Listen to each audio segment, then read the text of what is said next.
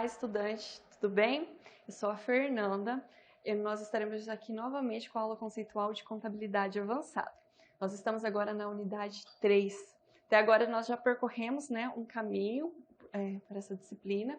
Nós podemos falar, já podemos, afirmar que conseguimos constituir algum conhecimento sobre o valor justo, o valor presente, sobre a combinação de negócios, seja por meio da transformação, da incorporação, da fusão e da cisão. Agora, é uma nova temática, é o método de equivalência patrimonial MEP. É um tema que vai tratar o quê? De como avaliar a participação do investimento que uma empresa mantém na outra, tá? Então, vamos dizer assim, eu sou uma empresa, eu mantenho uma participação em uma outra empresa. Contudo, o que acontece à medida em que há alterações para mais ou para cima ou para baixo no patrimônio líquido dessa empresa na qual eu invisto, sabe? Então, é essa a reflexão, é essa análise, e sobre essa discussão é que essa unidade vai ser constituída, né? Para entender as formas de se realizar esse cálculo, esse método de análise desses investimentos que uma empresa mantém na outra, tá bom? Então, para isso, vamos tentar entender qual é o plano de estudo, né? Quais serão as unidades que eu vou precisar passar para que eu compreenda bem esse assunto. Então, nós vamos falar sobre o que é o MEP, né? Um método de equivalência patrimonial. Outra coisa que nós vamos precisar falar é sobre o que é a sociedade coligada e controlada, né? Que é justamente assim, formas, de participação em que uma sociedade mantém uma quantidade percentual X de participação, uma influência ou um controle sobre uma sociedade que é a investida, que é a controlada, né? Nós vamos falar sobre quais são os procedimentos que devem ser adotados para se utilizar o método de equivalência patrimonial. Isso vai envolver a discussão sobre lucros não realizados. Você já ouviu falar sobre o que é lucros não realizados? Nós também vamos ter que falar sobre o que é ágio e deságio do investimento, enfim. Então, essa é uma unidade, ela tem bastante coisa, ela é bastante rica para que nós consigamos entender esse método de equivalência patrimonial, tá bom? Bom, então vamos começar. O que é equivalência patrimonial? Quando eu falei equivalência patrimonial, eu estou falando, no caso dessa unidade, de alguns aspectos contábeis, e legais que vão parametrizar e que vão dar condições de trabalho para que o contador faça essa equivalência. Vai tratar do quê? De investimentos que eu posso realizar tanto em ligadas controladas, ou empresas do mesmo grupo. Então, quando que eu vou utilizar essa discussão, de MEP? Quando que vai ser necessário? Quando eu vou falar sobre coligados e controlados. Então, a gente vai precisar entender o que é essa controlada ou coligada, Qual a diferença entre ambas para que a gente possa saber quando utilizar. Por exemplo, E é importante destacar que, embora seja um método de avaliação, desse investimento, de uma empresa na outra, seja por coligada ou controlada, pode haver uma descontinuidade no seu uso, por exemplo, quando deixa de caracterizar esse controle, ou essa influência, que são termos que vão permear a unidade. Então, a gente vai precisar entender o que é coligada e o que é controlada, quais são as definições, o que representa essas formas de participação de uma sociedade na outra, Então, o que o MEP vai fazer? Ela vai avaliar a participação de uma sociedade na outra, então é um investimento. Eu sou a empresa A, quem eu invisto na empresa B, esse meu investimento vai estar registrado no meu ativo não circulante. Contudo, eu realizo um investimento e ao longo do tempo existem ajustes, acréscimos a serem feitos, que serão resultados, por exemplo, dessa aplicação do MEP. Quantos por cento que eu possuo de investimento nessa minha outra empresa, Então, é sobre essa análise que um MEP se constitui, E vai entrar também uma questão bastante interessante, que é o ágio e deságio, Vocês já ouviram a falar sobre isso? Então, vai ser o que vai ser esse ágio, Então, você vai pegar assim, eu investi o valor X na empresa B, eu faço um método de equivalência patrimonial daquele percentual que eu possuo e ao final eu tenho o quê? Um resultado de um ágio ou deságio, tá? Então, nós vamos percorrer tudo isso nessa unidade, tá bom? Então, vamos lá. Com a Lei 11.638 de 2007, iniciou-se um processo de reformulação do modelo contábil no Brasil, com o objetivo de adequá-los aos padrões contábeis internacionais. Assim, o artigo 248 da Lei 6.404 de 76, com redação dada pela Lei 11.941 de 2009, passou a prever o quê? A obrigatoriedade de utilização do MEP para avaliação de investimentos em sociedades que integrem o mesmo grupo econômico ou que esteja em controle comum.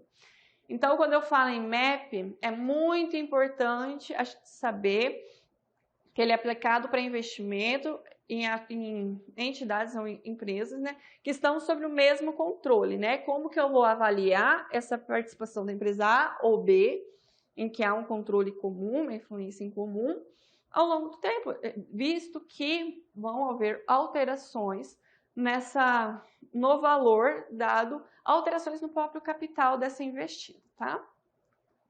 Então, assim, vamos tentar entrar na conceitualização do método de equivalência patrimonial.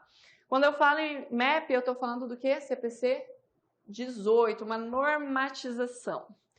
Quando eu falo em MEP, o que eu falo? Método de equivalência patrimonial. O que eu pretendo avaliar por meio desse método? A participação societária em outras entidades. Então, eu sou a empresa A, que eu invisto X% na empresa B. A investe X% na empresa B. Esse X% na empresa B, num período 1, sobre o valor X, dava uma quantidade de reais. Num período 2, essa empresa B tem um capital diferente, um valor X2. O que acontece quando eu aplico esse mesmo percentual nesse novo valor? Há uma alteração no valor do investimento na conta da controladora, da investidora, tá bom? Então, há uma implicação e é isso que esse MEP vai mensurar. E quando eu falo em participação, como que pode acontecer essa participação? Ela pode acontecer por meio de ações ou por meio de cotas. Quando eu falo em ações, né, quando a gente fala em participação por meio de ações, eu estou falando da sociedade anônima, né, daquelas SAs, né? E quando eu falo em cotas, eu estou falando muitas vezes da empresário, daquela LTDA, né, as empresas limitadas. E as duas formas de investimento constam no quê? No ativo não circulante. Então, seja a participação por meio de ações ou por meio de cota, é um investimento do ativo não circulante. O que vai acontecer com o MEP? Eu vou ter um investimento inicial que vai ser reconhecido pelo custo, mas o que vai acontecer ao longo do tempo? Eu vou realizar um ajuste para que ele reflita melhor essa aquisição, né, ou as alterações posteriores desse investimento que eu tenho na minha investida, tá? Então, inicialmente eu reconheço o custo, mas eu considero que ao longo do tempo houve alterações pós a minha aquisição que vão refletir na minha participação. No percentual? Não, mas no valor referido desse percentual, tá? Contudo, é preciso saber que há uma possibilidade de descontinuidade a partir de quando? Quando esse investimento deixar de ser coligado, controlado ou empreendimento controlado em conjunto. Ou seja, eu vou utilizar MEP quando eu tratar de coligada controlada, né? Que são duas definições que nós ainda vamos descobrir nessa unidade, tá bom? Para ver as alterações que acontecem após a aquisição, beleza? Bom, alguns outros conceitos importantes relacionados a essa disciplina e a essa unidade, né?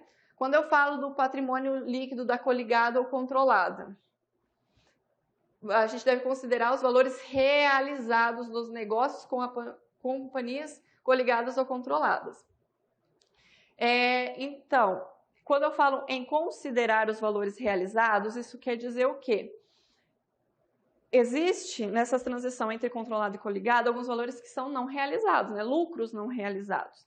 Eu posso considerar isso no MEP, no método de equivalência patrimonial? Não. Eu preciso conhecer o que são os lucros não realizados, os valores que são não realizados nessas transações para que eu faça esse ajuste, tá bom?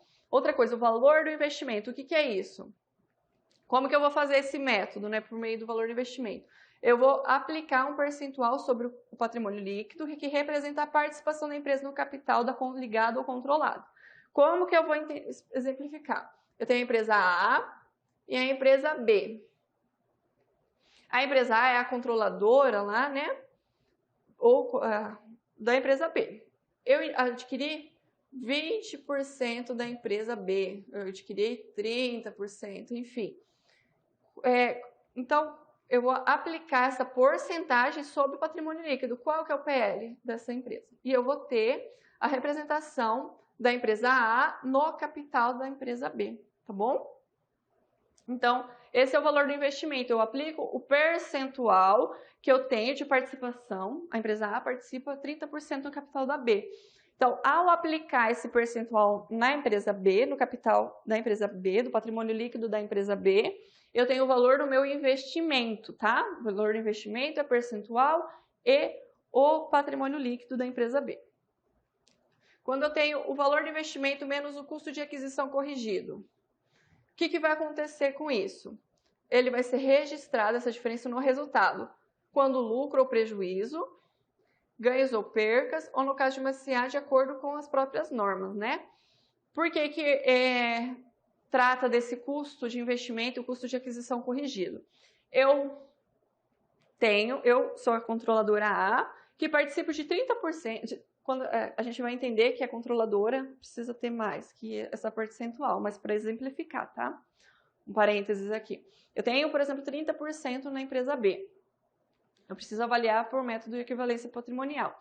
Esses 30% representam o investimento inicial, quando aplicado sobre o patrimônio líquido da minha empresa. Contudo, a minha empresa, a investida lá, né, a B, o patrimônio líquido dela aumenta ou diminui ao longo do tempo. Quando eu subtraio esse investimento inicial aqui pelo valor corrigido, né, eu vou ter uma diferença para baixo ou para cima, que vai ter que ser registrado no meu resultado, como ganhos ou percas, tá bom? Então, é isso que a gente está falando, é isso que a gente está tentando contextualizar dentro desse método de equivalência patrimonial. Outra coisa, que o método de equivalência, patrimonial, ele se preocupa com investimentos. Os investimentos podem ser temporários ou permanentes. Você sabe qual é a diferença? Bom, quando nós falamos em investimento temporário, a gente coloca o quê? Um tempo limitado. O tempo limitado, quando a gente discute o ativo, né, e coloca a questão do tempo, a gente fala às vezes do ativo circulante ou não circulante, como aquele de longo prazo. Contudo, o investimento temporário ele pode estar no curto ou no longo, no circulante ou não circulante, a depender desse prazo, né, de realização. Um exemplo de investimento temporário é o CDB. E o investimento permanente é quando a gente tem algum investimento, alguma coisa assim, que não é destinada à venda, né? Vamos pensar que a gente tem um ativo, por exemplo, que é utilizado para o aluguel. A gente não pretende se desfazer imediatamente ou no curto prazo desse ativo. Então, considera-se que esse seja um investimento permanente, né?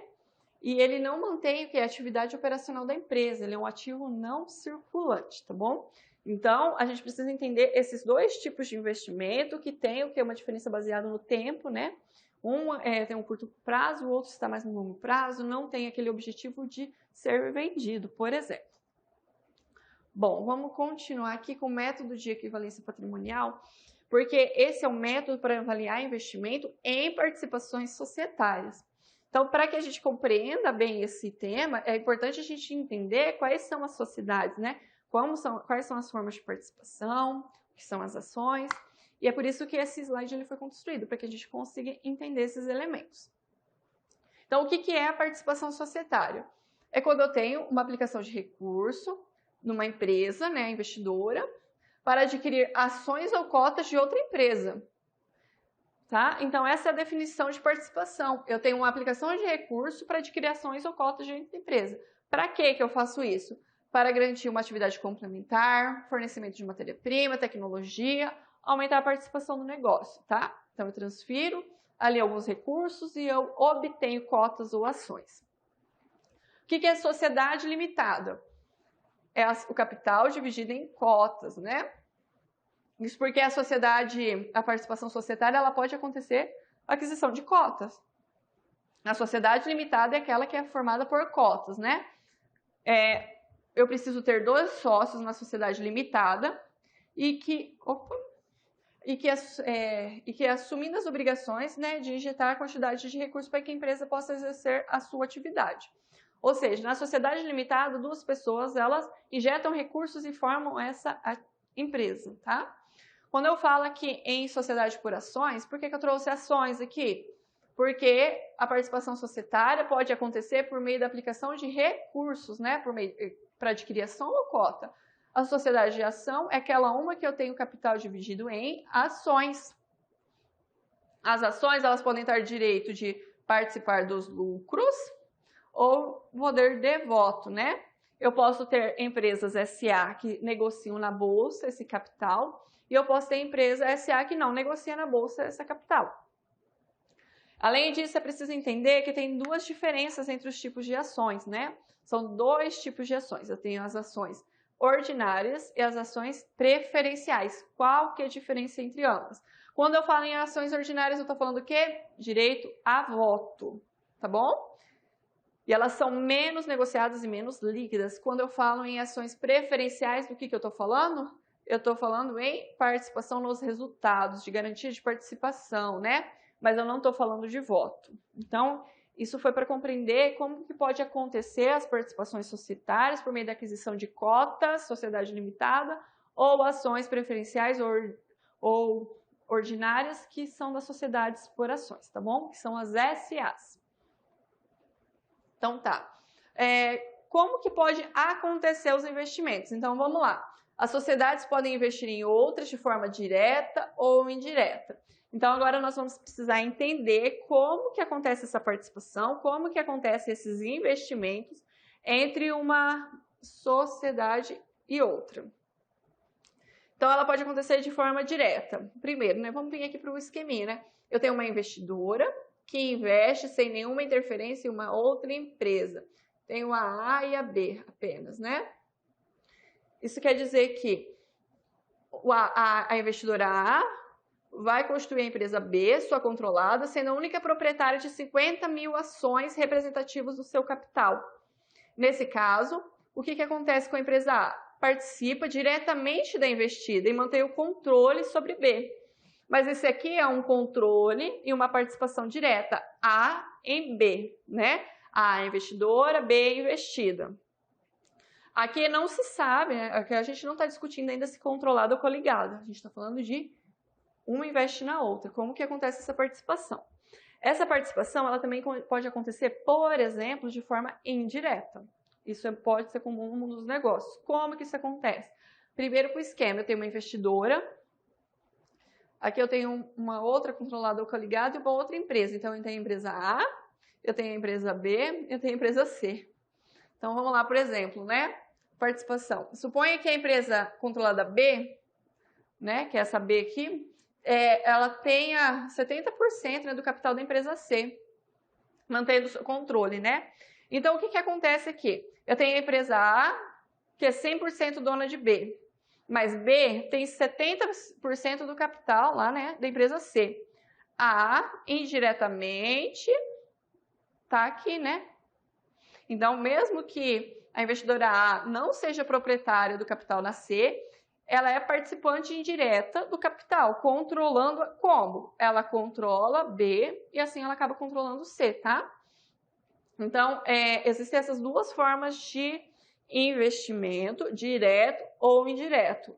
Direto de A para B e indireto, por exemplo, A mantém esse controle, por exemplo, sobre B, que vai acabar controlando C indiretamente. E essa forma de investimento, né, de participação de uma empresa na outra, pode ser o controle, pode ser o quê? Coligado, né? Controlada ou coligada, que a gente vai precisar diferenciar um pouquinho melhor para a gente saber o que é cada uma, né? Então, vamos lá. A primeira definição vai ser sobre a sociedade coligada. Então, a gente vai precisar entender que coligada e controlada precisa utilizar a MEP. Mas o que é coligada? A definição é que é uma coligada quando a investidora tem influência significativa. mesmo que a participação seja indireta.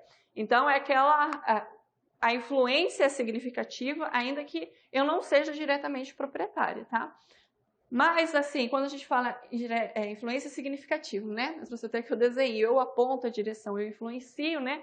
O restante, as operações dessa empresa, as decisões, enfim. Mas o que é significativo? Então, significativo é um termo amplo, que com algumas discussões, enfim, mas que a gente consegue definir de uma forma que a gente consegue ter uma compreensão razoável dessa influência significativa, que é uma característica para se definir que é uma coligada, tá? É saber da influência significativa. Vamos lá, então, entender o que é. Poder de participar das decisões. Eu tenho uma influência significativa. Decisões financeiras ou operacionais. Uma forma, quando a entidade possui mais de 20% no poder de voto. Então, duas formas aqui, né, que os autores trouxeram de influência significativa. Eu tenho o poder de participar das decisões, ou eu tenho 20% ou mais do capital votante, né, do direito de voto. Como que o CPC 18 traz, né, a definição dessa influência significativa? O investidor tem, direto ou indiretamente, 20% ou mais do poder de voto. 20% ou mais. É bem importante saber desse percentual aqui para caracterizar. Quando o investidor tiver direto e indiretamente menos de 20% de poder de voto, mas tem influência demonstrada, claramente demonstrada. Eu tenho, por exemplo, uma cláusula, sei lá, no contratual que define isso, tá? Então, 20% ou mais do poder de voto, ou eu tenho uma forma clara de demonstrar essa influência significativa nas decisões, tá bom? Isso caracteriza um investimento de coligada, né? Influência significativa. Então, coligada tem uma influência significativa independente da participação. Ou seja, independente se direto ou indireto, e quando eu tenho mais de 20% do direito ao voto, ou então menos de 20%, mas eu tenho como demonstrar. O que eu preciso fazer? Utilizar um MAP para avaliar esse investimento, né? Como que eu evidencio que existe uma influência significativa? Então, é isso que nós vamos discutir agora. Formas de demonstrar essa influência significativa. Então, vamos lá. Eu tenho o quê? Representação no conselho da administração ou na diretoria. Então, eu tenho uma influência quando eu tenho uma representação lá no conselho da empresa.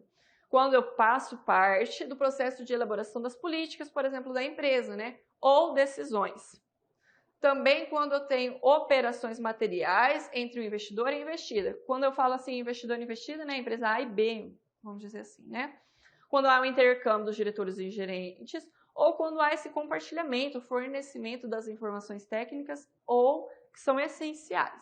Então, essas são algumas formas de demonstrar que existe uma influência significativa. Bom, agora nós vamos lá para a sociedade controlada, né? Então, eu trouxe aqui, ó, maior fatia, uma pessoa que tem uma força muito grande, que se destaca, justamente porque está relacionado também a participação maior que 50% do capital votante. É uma característica bastante importante da controladora, né? Então, ela tem, né, direto ou indiretamente, o poder para assegurar de forma permanente a preponderância em deliberações e eleger a maioria dos administradores. Controlada, né? É controlada por outra, controladora. Eu tenho uma participação maior que 50% no capital votante, né? Outra sociedade possui a maioria dos votos para eleger a maioria dos administradores, né? Então, quando eu falo em controlado, eu falo justamente isso, em possuir a maior parte do capital votante, em assegurar a participação nas decisões, em assegurar a eleição dos administradores, de ter um controle, de ter uma influência, de ter poder na investida, tá? Então, enquanto na coligada eu estava falando de uma influência significativa, quando essa influência ela é claramente demonstrada, quando tem 20% a mais do capital votante, aqui na controlada eu estou falando de uma participação maior que 50% e um poder permanente para segurar as decisões, para participar das decisões, tá bom? Então vamos lá mais um pouco. Sociedade controlada, né? Quais são as formas de controle, né? Então, não há apenas uma forma de se estabelecer o controle, e é justamente isso que nós vamos tentar definir e alinhar aqui, tá? Controle isolado. O que isso quer dizer? Uma empresa, né, seja um investidor e tudo mais, ela tem mais de 50%, né? Uma empresa tem mais de 50% do capital votante. Então, ele isoladamente possui, né, ou obtém o controle dessa empresa. Eu tenho o controle em conjunto, né? Ou seja, eu estou falando em compartilhamento do controle, né? Sobre uma atividade econômica, enfim. Então, nenhum tem o poder de isoladamente tomar decisões, né? Então, ambos os controladores, os controladores que detêm esse poder, eles tomam decisões em conjunto. Controle compartilhado. Nenhum investidor detém isoladamente mais que 50%, né? Então, existe um grupo controlador que é formado pelos maiores acionistas, né? Eles que vão ter essa participação maior que 50%, enfim. E eu tenho controle integral. Quando eu falo em controle integral, eu falo o quê? Totalidade de ações de uma empresa que pertence a um investidor. Eu sou a dona de todo, né? Aquele capital, as ações, enfim. Então, eu posso ter o controle isolado, em conjunto, compartilhado ou integral. O controle é aquele com 50% a mais do capital em direito ao voto, né? Assegurar de forma permanente as decisões, garantir a eleição, por exemplo, dos administradores. A gente está falando desse tipo de controle, tá? Então, agora que nós vimos as duas formas, né, de, por exemplo, investimento, de participação, coligada ou controlada, nós já sabemos também que elas precisam realizar esse ajuste pelo método de equivalência patrimonial. E agora eu trago o quê? Um esquema para que se verifique se ela é uma coligada ou controlada e se elas devem ou não utilizar o método de equivalência patrimonial, tá bom? Então, vamos tentar entender esse roteiro para que não haja uma confusão. Então, a primeira pergunta é aqui, ó. A investidora detém mais de 50% do capital votante da investida. Então, quando eu falo em mais de 50%, se eu tenho mais de 50%, ela é uma controlada, né? A investida é controlada e tem uma controladora. Se a investidora não detém mais de 50%, então ela não é uma controlada, eu não preciso verificar outra coisa. Mas qual que é a pergunta a ser feita? Dado que a investidora não possui mais de 50% do capital votante, a pergunta é, a investidora detém 20% ou mais do capital votante na investida não controlada? Se a resposta for sim, ou seja, a investidora tem mais de 20% do capital, ela é uma coligada, porque ela tem o quê? Uma influência significativa na administração. Contudo, se eu não tenho 20% ou mais do capital votante, agora o que eu preciso saber? Já que eu não sei se ela é uma coligada ou não. A investidora tem influência significativa ou não? Como que a gente vai saber isso, né? Existem outras formas a não ser pela participação, como, por exemplo, uma outra forma de evidenciar essa influência significativa. Se ela existe, se sim, né, existe uma influência significativa, então a investida é uma coligada, né? Quando ela não tem essa influência significativa, então ela não é coligada nem controlada e será classificada como outras participações. Eu não vou precisar utilizar o MEP, tá? Então, 50% do capital votante é uma controlada. Não é 50% do capital votante? Então, eu preciso ver se ela é uma coligada, né? Detém 20% ou mais do capital votante, se sim é uma coligada, se não, eu preciso saber se tem influência, tá? Não tendo influência, não é nem controlada, nem coligada. Agora nós vamos tentar entender como que é o procedimento para aplicação do método de equivalência patrimonial. Então, eu vou fazer o quê? São 4 etapas, né, para a gente tentar entender. O cálculo do valor atualizado do investimento. Lembra que eu citei, né? Eu tenho uma participação de A em B, representado por um percentual. Esse percentual, ele precisa ser aplicado sobre o patrimônio de B, né?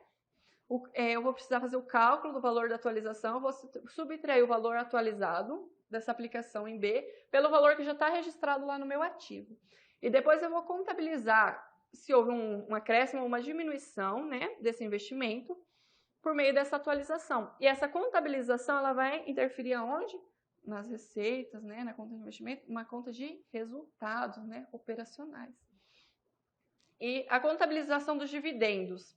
Quando eu tenho dividendos recebidos, eu vou fazer o quê? Eu vou baixar, vai diminuir um pouco o valor do meu investimento, tá?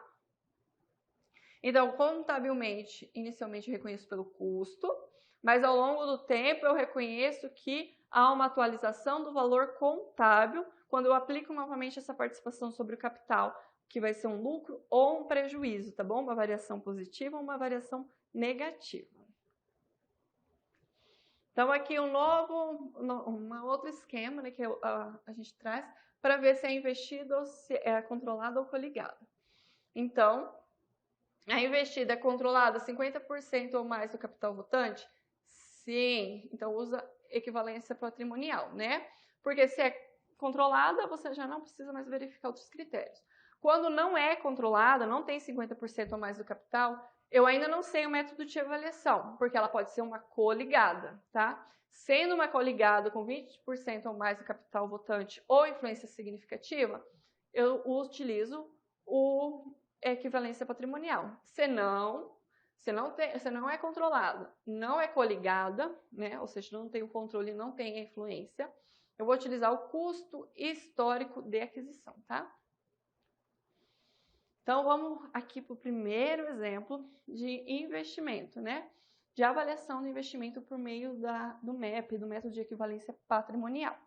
Então, vamos lá. Eu vou trabalhar com duas empresas, a empresa alfa e a empresa beta. Quem é a empresa alfa? É a investidora. Quem é a empresa beta? A investida. Então, vamos lá. A alfa vai comprar ação no valor de 13 milhões da Cia Beta, representando 40%. Então, a alfa tem 40% de beta, né? Qual que é o patrimônio líquido de beta? 32 milhões e 500 mil. Então, vamos lá para o balanço, antes de entrar especificamente no lucro, né? Então, como que acontece a transação? Aqui eu estou falando da beta, aqui eu estou falando de alfa. Primeira coisa, a compra de ação no valor de 13 milhões. Como que eu lanço isso? Eu tenho o ativo circulante aqui da alfa, conta caixa. Acredita-se 13 mil, que é o valor que eu transferi para adquirir essas ações. Para onde que vai a contrapartida desse lançamento? Vai para investimento por meio de um débito de 13 milhões, porque é o meu investimento do ativo não circulante na empresa beta, tá bom? Tá, esse aqui foi o início, né? Mas o que aconteceu? A Cia Beta teve um lucro no período de 8 milhões. Como que esse lucro vai afetar o cálculo do investimento? Bom, vamos pegar lá a DRE da Cia Beta. Cia Beta é o quê? A investida. Então, a DRE da Cia Beta teve um lucro líquido de 8 milhões. Como que eu vou saber qual é a participação que a empresa alfa tem nesse lucro da empresa beta? Aplicando os 40% que representa a participação da alfa em beta. Eu peguei o lucro de beta, apliquei 40% que representa a participação de alfa, eu cheguei em 3,2 milhões. Isso quer dizer que na minha DRE, da minha Cia Alfa, que é investidora, eu vou contabilizar em resultados de equivalência patrimonial 3 milhões e 200, né? Positivo. E como que isso vai implicar no balanço dessas empresas? Quando eu olho para o balanço patrimonial, quando eu olho para esse balanço aqui, não está especificado, mas ele é da beta, né? Então, o que tem na beta? 32,5 milhões, capital, mais o lucro de 8, tá bom? Quanto que a alfa possui de participação em beta? 40%. Quando eu aplico esse 40%, sobre o total de capital social mais os lucros, eu vou ter 16,2 bilhões. O que aconteceu aqui? Esse 16,2 bilhões vai para o balanço de alfa, na conta de investimentos, de alfa em beta, tá? Então, você se lembra que, inicialmente, o investimento de alfa em beta era 13 milhões. Mas houve um lucro proporcional a alfa de 3,2 milhões e o investimento dela passou a ser 16,2 milhões, tá bom? Isso porque eu aplico esses 40% sobre o capital e sobre os lucros, né? Eu tenho uma participação nesses lucros, ok? Agora, vamos um exemplo diferente. Vamos imaginar que essa empresa ela distribuiu dividendos. O que acontece quando eu distribuo dividendos? Existe uma diminuição, né, do total do investimento. Por quê? Vamos ver lá. Aqui eu estou falando da CIA Beta, que ela é investida, ó, CIA Beta, tá bom? Então, no meu ativo, qual foi a distribuição? 3 milhões em dividendos. Quando eu distribuo dividendos, como que o balanço da CIA Beta é impactado, né? A CIA Beta é investida. O caixa vai ter menos dinheiro, porque eu tive que pagar esses dividendos. E há uma diminuição da onde? Do meu patrimônio líquido, tá bom? Porque eu diminuí 3 milhões. Agora, o que acontece com a empresa Alfa, que é investidora de beta? Vamos ver lá. A CIA Alfa, que é investidora, vai receber dividendos. Aqui, ó, 1.200.000. Como que eu cheguei nesse valor? Eu apliquei os 40% da participação sobre o total dos dividendos. Contudo, o que vai acontecer com o meu investimento? Ele vai diminuir. Isso porque, ao realizar a divisão de dividendos, né, distribuição de dividendos, houve uma diminuição do meu PL para 37.500.000, tá? Com isso, o meu investimento passou para 15 milhões. Vamos voltar no slide anterior? O meu investimento era de 16,2 milhões. Houve uma diminuição do investimento proporcional ao recebimento da distribuição de dividendos, tá? Então, é isso que o método de MAP, o método de equivalência patrimonial faz. Ele faz essa atualização para mais ou para menos da participação societária de A em B, dado que há alterações no patrimônio líquido da investida, tá bom? Então, como que nós vamos aplicar esse MAP? Como que vai ser realizado, né, esse procedimento para aplicação? Então, vamos imaginar aqui, ó, que a empresa A, ela possua 50% de B. 50% de B está em A. Qual que é o capital social de B? 300 mil. Qual que é a reserva de lucro? 100 mil. E qual que é o lucro que ele obteve, né, que foi para a reserva de lucros? 60 mil. Como que eu vou fazer isso? Eu vou aplicar o percentual que eu possuo de B para todos esses valores, porque a atualização é justamente verificar. Dado que houve lucro, dado que houve variação no capital da minha investida, eu quero saber quanto que isso representa de valor aqui no meu investimento, dado que eu tenho 50% de participação. Então, quando eu somo aqui 300 mil com 100 mil com 160 mil, eu tenho 460 mil. 460 mil no patrimônio líquido de B. Isso o quê? Vezes 50% que A possui. Que representa o quê? Uma participação de 230 mil de A em B. Isso é aplicar MAP. Ver quantos por cento. Digamos que eu tenha pago só 200 mil. Mas houve uma atualização desse investimento dado o lucro de B. Então, eu apliquei o MAP. Então, houve uma atualização no valor do investimento. Baseia-se na variação do quê? Do patrimônio líquido da investida. O patrimônio líquido da minha investida aumentou quando eu tive lucro. Então, o meu investimento também aumentou. E faz com que o valor do investimento esteja equivalente ao quê? Ao percentual de participação no PL. Então, eu aplico quanto que eu possuo de participação percentual ao patrimônio líquido da investida.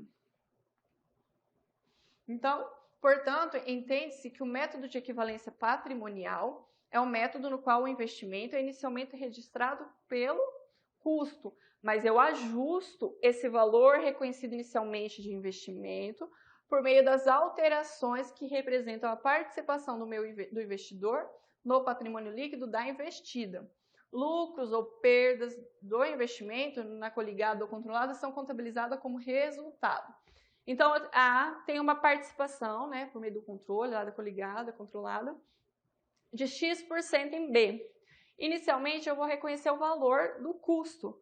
Contudo, eu sempre vou atualizar esse valor, considerando lucro, prejuízo, dividendos. E essa diferença para mais ou para menos é registrado aonde? No resultado do exercício, tá bom? Então, é um método de atualização do valor do investimento, considerando o percentual de participação e o patrimônio líquido, as alterações que acontecem em termos de patrimônio líquido da investida, tá? E agora a gente vai falar de um outro tema, que é lucros não realizados. Por que que eu vou falar isso? Quando eu falo que eu vou participar no lucro, que, por exemplo, vai atualizar o patrimônio líquido da investida, existem os lucros não realizados. O que isso quer dizer? Quando que o lucro é realizado? Quando eu faço uma transação com terceiro. Mas digamos que eu negocie com a minha controladora, né? Com a minha investidora. E esse ativo ou passivo ainda está lá no meu balanço, eu ainda não negociei com o terceiro. Esse lucro decorrente dessa operação com a minha investidora é um lucro não realizado, porque não envolveu terceiros. Então, eu não posso considerar no MEP, tá bom? No método de equivalência. Então, vamos lá.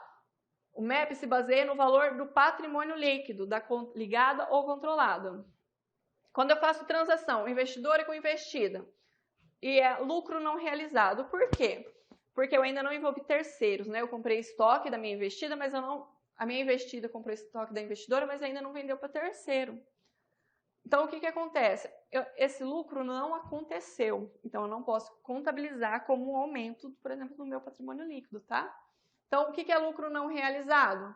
Quando a operação de compra e venda de bens entre empresas consolidadas, né? Desde que esses bens sejam mantidos no ativo da compradora. Ou seja, não envolver terceiros. Por que excluir? É a mesma coisa que tem seu pai, sua mãe, você dentro da sua casa, né? Um está devendo para outro. Por exemplo, um está devendo para outro, mas tem que receber, tem que pagar. Por exemplo, eu troco uma mercadoria com meu irmão, não sei o que lá. Eu não envolvi terceiro. Então, só há uma mudança de propriedade, mas não há uma mudança no patrimônio, não há uma mudança no total daquela casa. É a mesma coisa aqui. Quando eu tenho lucro não realizado, né? Esse impacto no investimento não pode ser considerado, porque o resultado vem das operações com terceiro. O lucro realizado, ele gera o acréscimo no patrimônio líquido, envolve a venda para terceiro, tá bom? O que é venda para terceiro? Para o cliente, né? Eu comprei estoque da minha investidora, mas está lá no meu ativo. Só quando eu vender para terceiro que vai ser um lucro realizado, tá? Então, vamos lá. Lucro não realizado. E o MEP? A investidora tem o saldo, né, do contábil do investimento não é alterado pelo lucro gerado e não realizado. Então, eu vendi uma mercadoria com lucro, né, para minha investida. Não é considerado, não é contabilizado no MEP, tá? Então, a investida vendeu com lucro, mercadoria para a investidora, mas as mercadorias ainda estão no estoque. Afetam o saldo do investimento o quê? Vendas com lucro para terceiro, né? Precisa contabilizar a equivalência patrimonial sem os lucros não realizados. Como que a gente baixa esses lucros não realizados, né? Então, a participação da controlada, né, no resultado. A gente debita o ativo, né, que é investimento avaliado na equivalência patrimonial, e acredita o quê? Resultados. Ganho ou perca dessa equivalência. Como que a gente elimina o lucro não realizado? Por meio de uma conta de resultado, ganho ou perca com equivalência, e por meio de um crédito no ativo baixando o investimento, tá bom? Como que a gente contabiliza a realização de lucro não realizado? A gente debita o ativo, aumenta o ativo, né? E dá um crédito no resultado com ganhos ou percas com equivalência patrimonial. Bom, agora vamos ver como que acontece na prática o cálculo desse lucro, né, não realizado na venda de uma mercadoria, entre uma investidora e uma controlada, por exemplo, né? Vamos imaginar que uma investidora tenha 80% do capital da controlada, tá? Mas que essa controlada vendeu o quê? Mercadoria para investidoras no valor de R$8.000. Eu vendi essas mercadorias e teve um lucro não realizado de 1.000. 1.000 por quê? O custo dessa mercadoria para controlada foi 7.000. Ao vender por 8.000 para a investidora, eu tive um lucro de 1.000. Então, o que vai acontecer aqui? Eu tenho o quê? O saldo contábil. O lucro, 8.000 e 20.000. Digamos que isso aqui esteja lá no meu passivo, lá compondo o meu capital, lá, né? O lucro, o patrimônio. Eu tenho a participação da controladora de 80%. 80% de 8.000, 6.400. 80% de 20.000, 16.000. Contudo, olha que informação importante. Eu já sei que eu tenho lucro não realizado de R$1.000. Isso vai implicar que eu vou precisar o quê? Diminuir R$1.000 da minha participação da controlada no lucro e no patrimônio. Então, qual é o saldo final que eu possuo nessa controlada? 5.400 e 15.000. Ou seja, dado o lucro e o patrimônio líquido da controlada e a minha participação, que eu sou empresa investidora, de 80.000 na minha controlada, eu precisei tirar, tá, do valor que representa o meu percentual de participação, o lucro que não foi realizado. Da onde veio o lucro não realizado? Da transação entre a controlada com a investidora, onde houve uma venda de mercadoria, tá? Agora, um outro exemplo, né? Lucro não realizado e venda de imobilizado. Geralmente, esse tipo de transação envolve o quê?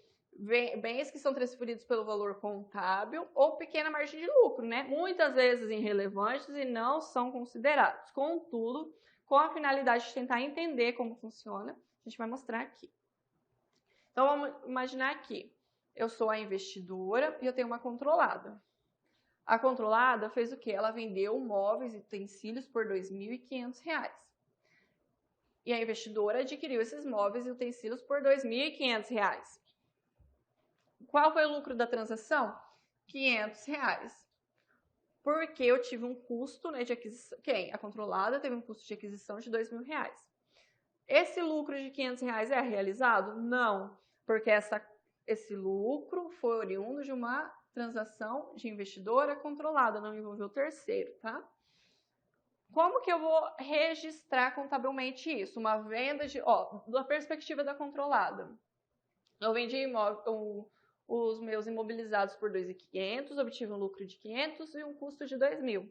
Do ponto de vista da investidora, eu tive o quê? Uma aquisição de R$2.500. Como que acontece o lançamento? E a investidora vai debitar móveis e utensílios, ou seja, vai somar lá no meu ativo, né? E vai creditar caixa, R$2.500. Por que vai creditar caixa? Porque eu paguei. Quando eu falo em controlada, como que eu vou realizar esse lançamento? Um débito no meu caixa. Por que um débito no meu caixa? Vai entrar R$2.500, porque eu recebi efetivamente esse valor. E como que eu vou fazer a contrapartida na controlada desse débito? Eu vou baixar os móveis e utensílios de R$2.000 e eu vou lá no meu lucro, né, na liquidação de bens, R$500, tá bom? É assim que fica esses lançamentos, considerando que tem um lucro não realizado, tá bom? Agora nós vamos ver um outro exemplo, um lucro não realizado na venda de investimento e que vai inserir o nosso último tópico de estudo, que é o ágio e o deságio, tá bom? Então vamos lá. Eu tenho a empresa A, que possui 100% de capital de B. Então, eu possuo 100% do capital de B.